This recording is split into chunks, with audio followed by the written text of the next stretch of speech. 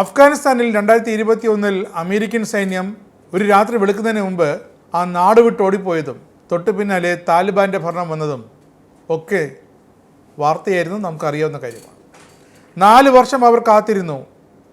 അതോ ഇന്ത്യ താലിബാൻ്റെ ആ 4 വർഷത്തെ ഭരണ പ്രക്രിയകൾ വീക്ഷിക്കുകയായിരുന്നു ഇത്ര കാലം?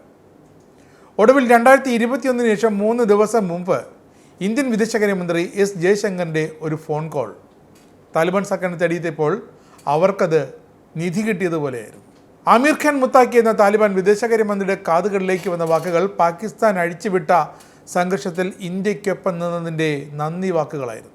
കാണ്ഡഹാർ വിമാന റാഞ്ചൽ വേളയിൽ അന്നത്തെ വിദേശകാര്യമന്ത്രി ജസ്വന്ത് സിംഗ് താലിബാൻ മന്ത്രി വക്കീൽ അഹമ്മദ് മുത്താക്കിയെ വിളിച്ച് അന്നത്തെ ആ നിർണായക ഘട്ടത്തിൽ സംസാരിച്ചതൊഴിച്ചാൽ പിന്നെ ഇപ്പോഴാണ് ഒരു ഇന്ത്യൻ വിദേശകാര്യമന്ത്രിയും താലിബാൻ്റെ അല്ലെ അഫ്ഗാനിസ്ഥാൻ പ്രവിശ്യയിലെ വിദേശകാര്യമന്ത്രി തമ്മിലുള്ള ഒരു സംഭാഷണം ഫോണിലെങ്കിലും നടക്കുന്നത്. A key regional country with historical relations എന്നാണ് താലിബാൻ ഇന്ത്യയെ വിശേഷിപ്പിച്ചിരിക്കുന്നത്. ഇന്ത്യയുടെ അംബാസഡർ കാബൂളിലുണ്ട്. പക്ഷേ താലിബാൻ്റെ ഒരു അംബാസഡറിനെ ഇന്ത്യ ഇതുവരെ അനുവദിച്ചിട്ടില്ല എന്നുകൂടി ഓർക്കണം. ഇന്ത്യക്കുള്ളത് താലിബാനിൽ നിന്നുള്ളൊരു എൻവൈ മാത്രമാണ്, അതും പരിമിത അധികാരങ്ങളും അവകാശങ്ങളുമുള്ള ഒരു താലിബാൻ സർക്കാരിൻ്റെ പ്രതിനിധി. 2021 ശേഷം ഈ 25 മാത്രമാണ് ഇന്ത്യയുടെ ഫോൺ കോൾ താലിബാൻ സർക്കാരിനെ തേടി ചെന്നത് എന്നുകൂടി ഓർക്കണം. താലിബാനും പാകിസ്ഥാനും തമ്മിലുള്ള അതിർത്തി തർക്കം ഇപ്പോൾ രൂക്ഷമാണ്. പാക് സേന താലിബാന് അവർക്ക് നേരെ മിസൈലുകൾ പ്രയോഗിച്ചപ്പോൾ അവർ പാക് പോസ്റ്റിലേക്ക് വെടിയുതിർത്താണ് പ്രതികരിക്കുന്നത്. പാകിസ്ഥാനിലെ തെഹ്രീക്ക് ഇ പാകിസ്ഥാൻ TTP, പാകിസ്ഥാനിലെ താലിബാൻ സംഘം, അവർ പാക് സർക്കാരിനെ ബലൂജികളെ പോലെ വിറപ്പിക്കുകയാണ്. ഇതിന് പിന്നിൽ താലിബാനാണെന്ന് പാകിസ്ഥാൻ ആരോപിക്കുമ്പോൾ അത് അവരുടെ പ്രശ്നമാണ്, അത് പാകിസ്ഥാനിലെ വ്യക്തികളാണ്, താലിബാനികളല്ല എന്ന് പറഞ്ഞ് താലിബാൻ സർക്കാർ കടുത്ത നിലപാടുമെടുത്തിട്ടുണ്ട്. വനിതകളെ പൊതുവേദികളിൽ നിയന്ത്രണം ഏർപ്പെടുത്തുന്ന ഇതുവരെ തീവ്രവാദ സംഘമായിരുന്ന താലിബാൻ ഭരണകൂടത്തോട് ഇന്ത്യ എങ്ങനെ കൂട്ടുകൂടുമെന്നതിൽ നിരവധി ചോദ്യങ്ങൾ ഇന്ത്യക്കുള്ളും ഉയരുന്നുണ്ട്. അതിന് ഇന്ത്യക്ക് ഇപ്പോൾ ഉത്തരവുമുണ്ട്.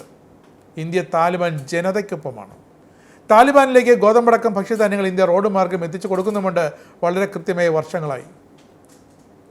അതുകൊണ്ട് തന്നെയാണ് അട്ടാരി വാഗ ബോർഡർ കഴിഞ്ഞ ദിവസം ഇന്ത്യ പാകിസ്ഥാനെ കൊണ്ട് ഈ വാഹനങ്ങൾ കടത്തിവിടാൻ തുറപ്പിച്ചതും.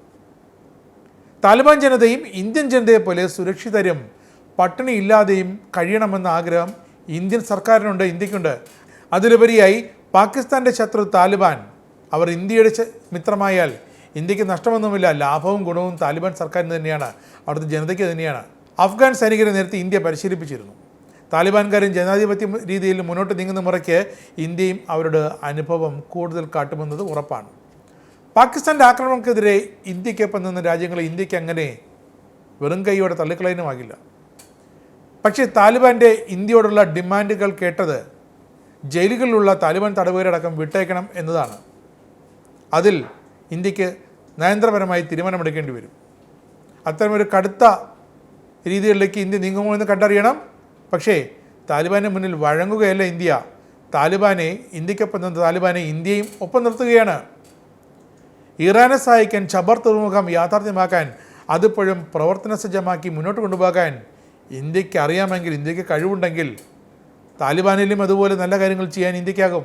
അത് താലിബാൻ സർക്കാരിന് ഇപ്പോൾ അറിയാം, അമേരിക്കയ്ക്കും വ്യക്തമായി അറിയാം, പാകിസ്ഥാനും അറിയാം. അതുകൊണ്ട് തന്നെയാണ് താലിബാനും ഇന്ത്യയും തമ്മിൽ സംഘർഷമുണ്ടാക്കാൻ പാകിസ്ഥാൻ വെറുതെ ഒന്ന് ശ്രമിച്ചതും തങ്ങളതിന് കിട്ടില്ല എന്ന് പറഞ്ഞ് താലിബാൻ കൈയൊഴിഞ്ഞതും ഇന്ത്യക്കൊപ്പം നിന്നതും. ഏഷ്യൻ ഭൂഖണ്ഡത്തിലെ മാറിമരുന്ന ഒരു ജിയോ പൊളിറ്റിക്സ് തന്നെയാണ് ഇപ്പോൾ കാണാനാകുന്നത്. ആനന്ദ മീഡിയയുടെ പ്രേക്ഷകരിൽ ഒരാളാകണ്ടേ?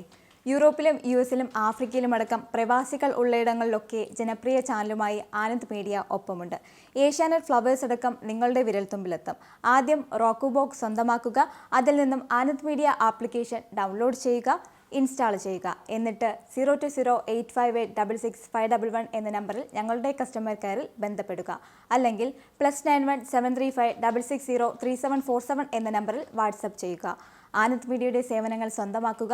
മറ്റു ചാനലുകൾക്കൊപ്പം ആനന്ദ് TVയും എൻജോയ് ചെയ്യുക.